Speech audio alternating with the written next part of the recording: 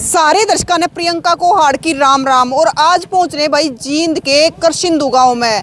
और आपने भेजा है कि विधानसभा के इलेक्शन कुछ ही दिन में आ जाएंगे, 2-4 महीने में। और अगर बात करें करसिंदू की, तो करसिंदू में दुष्यंत चौटाला का पूरा गढ़ रहा है। और आज वीरेंद्र गोगड़िया जी है जो कांग्रेस के कार्यकर्ता हुए डोर टू डोर लोगों से मिलने लग रहे हैं। राम राम वीरेंद्र जी। राम राम जी। तो आज Virendra ji door to door मिलने लग रहे हैं। जी बिल्कुल। मैंने अपना लोकसभा चुनाव के बाद एक अभियान चलाया है। जिस अभियान के तहत पहले हमने शुरुआत करी थी बड़ौदा गांव से। जी। बड़ौदा गए थे, उसके बाद छोटा गुजराना और आज का प्रोग्राम करसिंदू गांव का।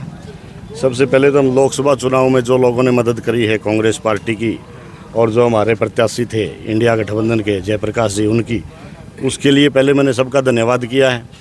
और उसी कड़ी में फिर विधानसभा चुनाव की तैयारी के लिए मैं हर घर में दस्तक दे रहा हूं और अपने लिए लोगों से मैं समर्थन मांग रहा हूं कि इस लड़ाई में एक तरफ तो एक साधारण से किसान का बेटा है जो इनके बीच में ही रहता है, और दूसरी तरफ कांग्रेस पार्टी में अभी पिछले कुछ दिनों पहले बीजेपी से आके चौधरी वीरेंद्र सिंह के परिवार ने ज्वाइन किया है। तो अब वो भी अपना दावा जता रहे हैं। लेकिन अब फैसला हाईकमान ने करना है कि पिछले 20-25 साल से जो धरातल पे मेहनत कर रहे हैं उनको चुनाव लड़वाना है, या कुछ दिन पहले जो पार्टी में आए हैं और पार्टी को जिस टाइम जरूरत थी उस टाइम पार्टी को छोड़कर चले गए थे, लेकिन दोबारा से जब देखा कि कांग्रेस पार्टी का राज बनने वाला है तो फिर वो कांग्रेस में आ गए। तो फैसला लोगों ने करना है और कांग्रेस हाईकमान ने करना है कि एक साधारण से परिवार को और इनके बीच में रहने वाले उनके बेटे को टिकट देनी है या बड़े घरानों को टिकट देनी है। वीरेंद्र जी, जिस प्रकार आपने कहा कि मतलब एक तरफ तो वो परिवार है कि जिसने करीब 50 साल राजनीति करी है, और एक तरफ अब आप लड़ रहे हो, तो मतलब जिस प्रकार एमपी की टिकट पर मतलब लोगों का रुझान रहा है, लोगों ने मतलब खूब सहयोग कराया है, तो अगर उधर टिकट जाती है तो लोग इसी प्रकार सहयोग करेंगे? ये तो लोग बताएंगे कि लोग क्या फैसला करेंगे। आप भी तो लोगों को मिल रहे हो ना। मैं जिस तरह लोगों को मिल रहा हूँ, मेरे को तो भरपूर प्यार और समर्थन मिल रहा है और पूरा आशीर्वाद मिल रहा है। और ये कहा जा रहा है हर आदमी की तरफ से कि आप निश्चिंत रहो, हम आपकी पीठ के पीछे खड़े हैं, आपके सिर पे हमारा हाथ है, आपको चिंता करने की ज़रूरत नहीं है। कांग्रेस पार्टी अगर आपको चुनाव लड़वाए तो बड़ी अच्छी बात है, नहीं लोग यहाँ तक कह रहे कि हम आपको चुनाव लड़वाएंगे। तो वीरेंद्र जी, आप चुनाव लड़ोगे अगर कांग्रेस पार्टी टिकट नहीं देती है तो? निर्दलीय है ऐसा है, ये तो अभी समय के गर्भ में है बात। मैं फिलहाल कांग्रेस पार्टी के लिए, हमारे नेता राहुल गांधी के लिए, चौधरी भूपेंद्र सिंह हुड्डा और भाई दीपेंद्र हुड्डा के लिए उनकी नीतियों का प्रचार और प्रसार कर रहा हूं और कांग्रेस पार्टी का एक सच्चा सिपाही हूं। लेकिन वो बाद की बातें हैं। लेकिन मेरे को नहीं लगता कि कांग्रेस पार्टी मेरी मेहनत को देखते हुए, मेरे संघर्ष को देखते हुए और जो लोगों का मेरे प्रति प्यार है उसको देखते हुए कि मेरे को टिकट ना दे। मुझे पूर्ण विश्वास है अपने नेताओं पर और अपने लोगों पर और अपनी मेहनत पर कि कांग्रेस पार्टी जरूर मुझे चुनाव मैदान में उतारेगी। वीरेंद्र जी, मतलब जिस प्रकार था आज मतलब देखा था, चाचा ताऊ दाई सारे इकट्ठे हो रहे हैं, तो ये करसिंदू के ही सारे?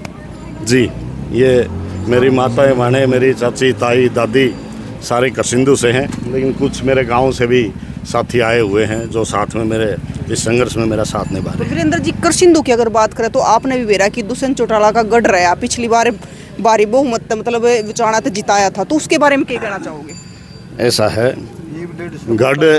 गढ़ किसी का नहीं होता, गढ़ होता है जनता के साथ। जनता जिसको आशीर्वाद दे दे उसका गढ़ है। लेकिन दुष्यंत चौटाला में मेरे अंदर एक फ़र्क है। मैं करसिंदू का बेटा हूँ, मेरा घर पड़ोस में डोल के ऊपर है।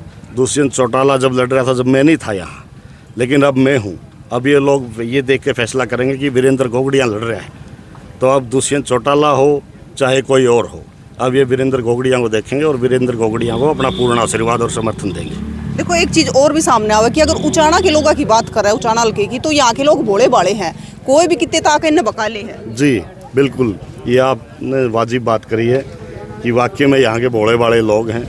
लोग 100-200 किलोमीटर से आके बड़े बड़े झूठ और के गुब्बारे छोड़ते हैं और इनको गुमराह कर देते हैं। लेकिन अब ये भी जागरूक हो चुके हैं, इन्हें पता लग गया कि तुम्हारा अपना कौन है, तुम्हारे लिए कौन खड़ा हो सकता है, कौन तुम्हारी लड़ाई लड़ सकता है। तो अब समय वो आ चुका है कि अब लोग बकाई में आने वाले नहीं हैं। तो उचाना हल्के के लोगों को क्या कहना चाहोगे अपनी तरफ से? मैं उचाना हल्के के लोगों को अपनी तरफ से यही मेरा एक हाथ जोड़ के मेरी प्रार्थना होगी कि अब समय आपका है, कांग्रेस पार्टी का समय आने लग रहा है और फैसला आप लोगों ने करना है कि अब आपके बीच में ये नहीं है कि पहले तो दो ही परिवार यहाँ होते थे, दोनों रजवाड़े परिवार थे।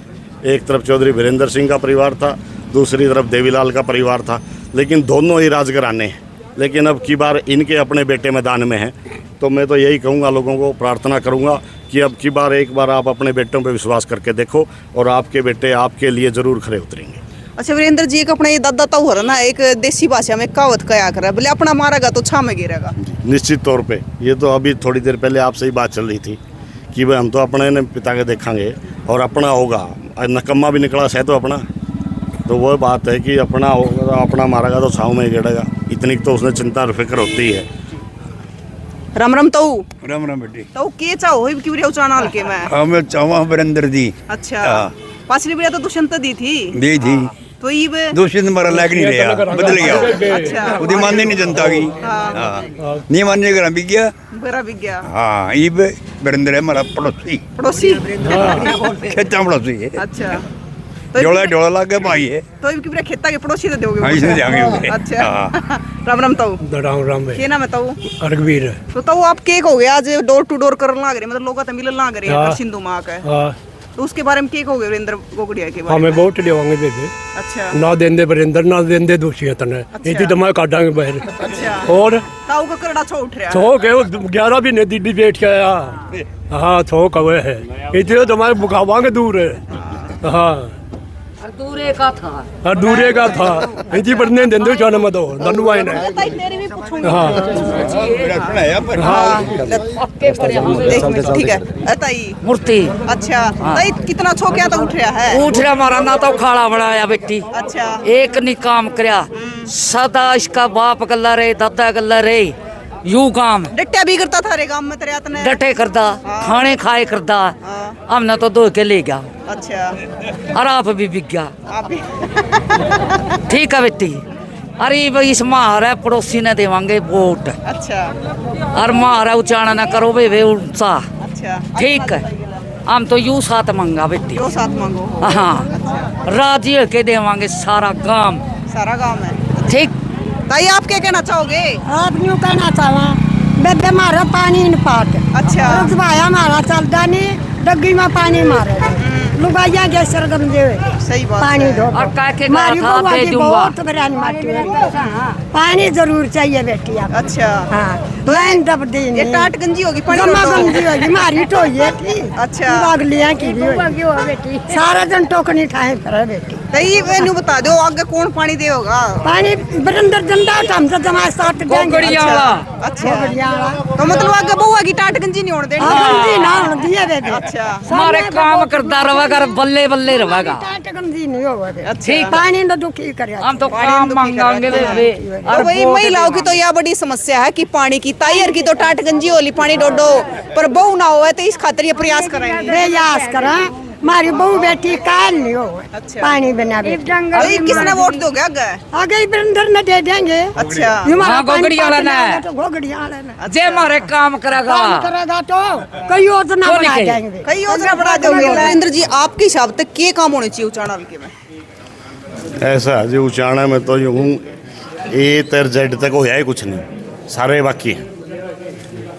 सबसे बड़ी समस्या तो बताऊँ उचाना हल्का में पीने तक का पानी नहीं, नहरी पानी की सबसे बड़ी समस्या है।